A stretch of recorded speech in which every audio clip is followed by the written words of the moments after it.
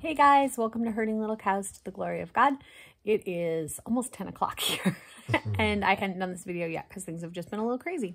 So, Naomi, she's home. She has crutches. She is in our room for the night. And how are you feeling? I'm alive. I'm good. Okay. So she went in and had surgery today. She got into surgery at about 11. It was scheduled to be a 3-hour surgery. It didn't take quite the 3 hours, but they got a lot of work done in there. Do you want me to give an update on what they did? Okay. So she had 2 bone chunks in her knee. They took one out and the other has settled itself somewhere that it would have been more damage to take out than to keep in, because where it's settled, it is okay to be sitting where it is. If we need to do future surgery for that, but the surgeon would have had to do more damage than would have been good today. And then they also were able to clean up some stuff in there, and they were able to reattach or put in a new ligament, which all went smoothly, and everything was going really good. And they got her up out of bed and got her to, you know, get up to get dressed and use the bathroom or whatever they were doing. She wasn't quite ready to go. She then decided she was going to throw up all the stuff that she'd eaten. Because before you leave the hospital after surgery, you usually need to use the bathroom, like be able to get up and move on your own and eat something. Well, she ate something and she got up and got herself to the bathroom and back again, and then threw it all up. And so she ended up having to stay a little bit longer to make sure that she was okay. Mark, coming to you, Mark. Mark over here does not do well with anesthesia. No, I don't wake up nicely. It does not wake up nicely. I don't do well with any sort of medication that mess me up. And I do not do well with like pain medicines. I've never been under anesthesia, but pain medicines I have not done well with. So we didn't know how Naomi would do going into this, but Naomi didn't do so hot with them. Just in the fact that she got nauseous. So they ended up staying longer just for that. But there was only that one time that you got sick, right? Yeah. And then she just needed some time. Just had her really resting and recovering. I think she got up a little too quick. Yeah. Naomi pushes herself a little too hard. It's a good thing most of the time, but it didn't do well so good after surgery.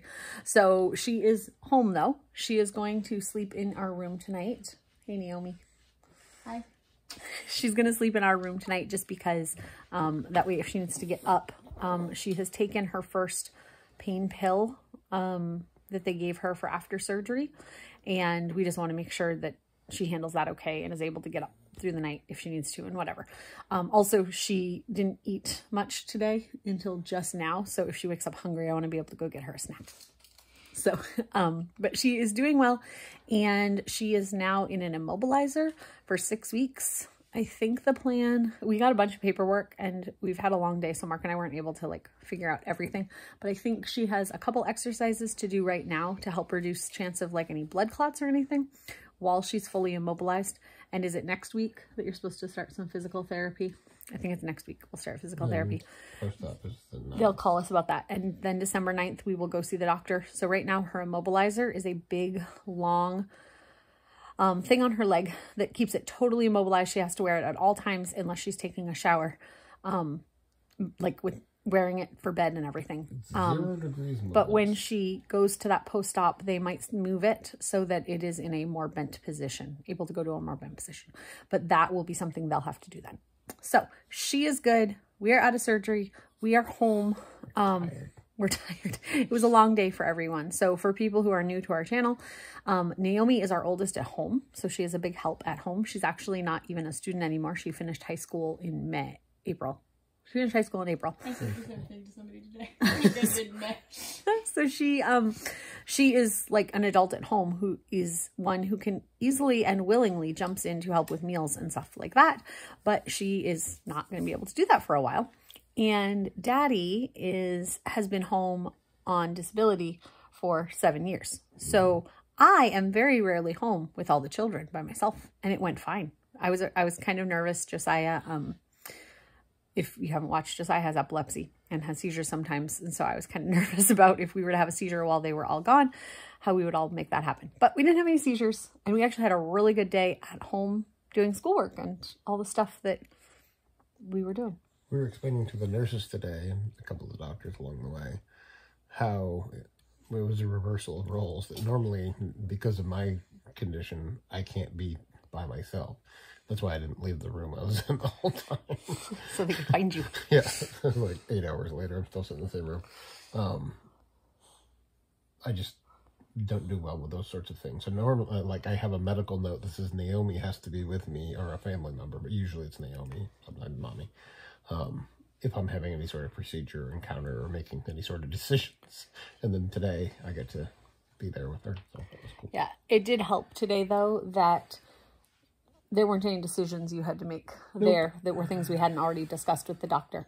And had decisions had to be made, Mark probably would have called me, so we could have made the decision together to make sure Well, things every were... time a doctor came in the room to explain something, I got out my phone recorder and said, okay, I'm going to record this. I'm going to play it for my wife because she's going to understand it and remember it. Yeah. The other things about surgery that made it easier for Mark to be able to be the one to be there with her is my mom works in the operating room that Naomi had surgery at. So my mom was not in the room that Naomi was in, but she was able to, like, knew what was going on with everything. I worked in that OR for 5 years too. So yeah, like, I know how just schedules operate and all that. No, but I'm saying if there had been something that had happened today, Yes, Grandma would have Grandma's been right there, very much there to help make a medical, like, help Mark to make the right medical decision. Not my mom would have made him, but saying she would have helped Mark understand what was going on. Also, for people who don't know, we live in a very small town. Our hospital is very, very small. So this isn't like, we have a friend right now that is in the hospital in Boston, and it is crazy big there, and there's crazy stuff that happens in cities.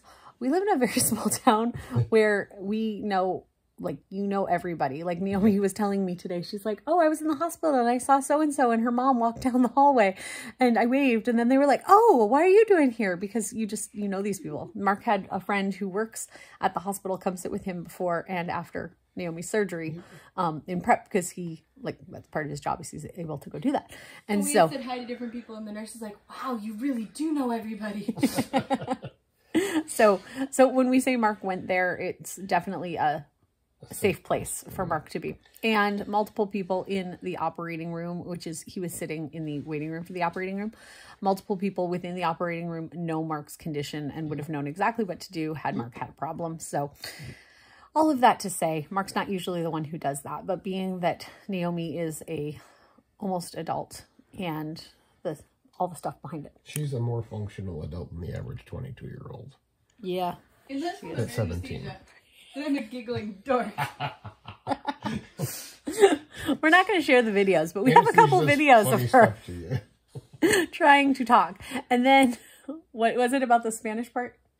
Evidently, Daddy goes, "Se habla español?" And I started spouting off in Spanish. I don't know what I said because I don't remember that part, and he has no idea what I said because he doesn't speak Spanish. But, yeah. I don't know what I said.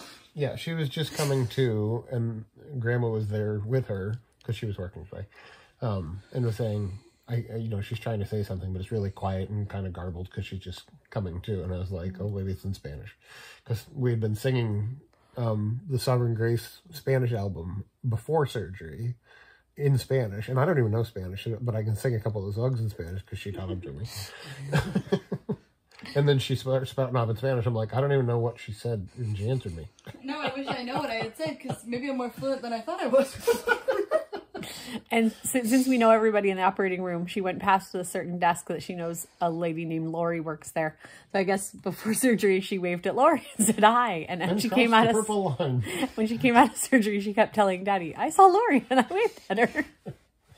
And Naomi was very excited she crossed the purple line, because when Daddy used to work in the OR, he'd work nights and we'd come visit him, but there were certain places you couldn't go across because it was, you know, was it considered sterile? No, it's just when you're inside the OR suite.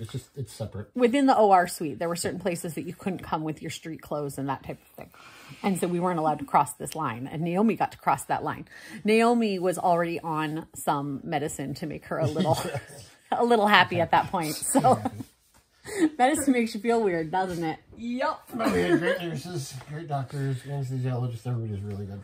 Yeah, everyone was really good. It was a day of first for Naomi, because Naomi's never had IVs. She's never had, like, oxygen. She had to have an oxygen cannula today because she started like not really hyperventilating, but not taking deep enough breaths. It's a weird thing to explain, but it happens to her sometimes. Just a bunch of stuff. She's never had surgery. She's never been in the hospital, all of that. So it was a long day. Long day for everybody. Good day, but long day, right? Yeah, I'm tired. And so we're going to get ready for bed, but I wanted to set an update video so everyone knew what was going on. And if you're local and you want to come say hi, we're going to be home for most of the next couple weeks, but let us know before you come. Let us know before you come. Don't just, what? Yes. So Daddy can say no. No, it's just, we're home. We're not going to be out doing much for the next couple weeks because someone needs to learn how to get around on her crutches without hurting herself.